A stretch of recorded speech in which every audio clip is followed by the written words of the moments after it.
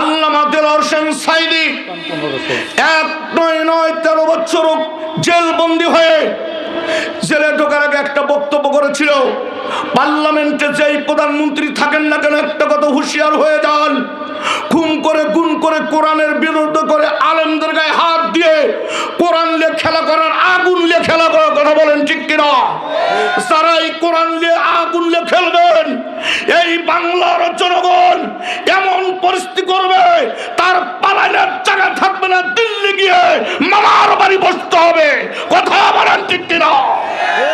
আজকে যারা ইসলামীকে অত্যাচার করে আলেমদের উপরে হত্যা নিবারণ করেছে, কালেমার পতাকা বাধা দিয়েছে, আজ বাংলার মাটিতে তোমাদের ঠান নয়। কথা বলেন ঠিক কিনা? কিসের বাহাদুরি করো? চোখটা বুঝে একবার দেখো, আল্লাহর মার দুনিয়ার। কথা বলেন ঠিক কিনা? কষ্ট হচ্ছে আপনাদের? আমার ভাইয়ারা নেন কি ভাই, আলোচনা করব নাকি পিছাবো? আমার মোবাইল নাম্বার নেবেন যারা আলোচনা শুনবেন। আর মা বোনদের জন্য একটা কথা বলে যায়, যারা সন্তান হয় না এবং ছেলে মেয়ে কান্দে, আমার নাম্বারে যোগাযোগ। ইনশাল্লাহ এই মুখের দোয়ায় এই পানিতে ইনশাল্লাহ আল্লাহ পাক 300 মানুষকে ছেলে পেলে দিয়েছে। জোরে কোন আলহামদুলিল্লাহ। মা বোনদের দিকে তো যেতেই পারি নাই। কি বাদান, আপনাদের কি ঘুম ধরছে বাপ? আমি যে কথা বলেই আমার আসলে আলোচনা বিশাল একটা সাবজেক্ট নিয়ে সম্মুখে টোপলা বাজিয়ে দিব, কিন্তু কালেকশনের মাহফিল, দুঃখ হলো মেন জায়গা আমি যাতেই পাচ্ছি না। আমার ভাইয়েরা, ওই ছেলেটা আব্দুল্লাহ সুন্দর করে কোরআন পড়ে এবং তারা সকালবেলা যারা পাশে ছিল তারা পারবিত হুকুম দেয়, নবীজির কাছে অভিযোগ দিয়ে, ইয়া রাসূলুল্লাহ, যে সন্তানকে আমাদের কাছে রেখেছেন ওই ছেলেটা সারা রাত জোরে জোরে আল্লাহর কোরআন পড়ে আর চোখের পানি দিয়ে বুকটা ভিজাইয়া দেয়। জোরে কোন সুবহানাল্লাহ। নবীজি ডাক দিয়ে বলে, ওকে কোরআন পড়তে দাও। জোরে কোন সুবহানাল্লাহ।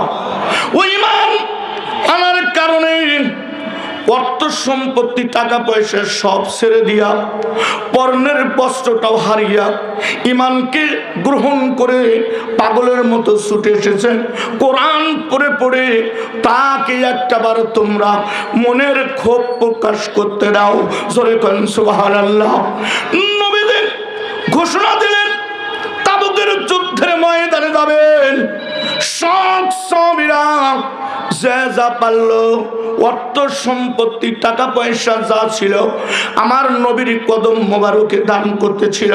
হযরত আবু বকরের বাড়িতে অবাদান আটা ছিল, স্বল্প কিছু ছিল, ঘটি বাটির থেকে শুরু করে সব কিছু নবীজির কদম মোবারক এনে যুদ্ধের জন্য দান করে দিল। জোরে কোন সুবহানাল্লাহ। নবীজি ডাক দিয়ে বলেন, আবু বকর রে, তোমার বাড়ির খাবার নেই, সবগুলি নিয়ে আসলা, তোমার বাড়ির জন্য তুমি কি রেখেছ?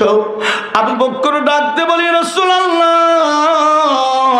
আমার বাড়ির জন্য একমাত্র আমি রেখেছি আমার আল্লাহ আর আমার রাসূলকে। জোরে কোন সুবহানাল্লাহ।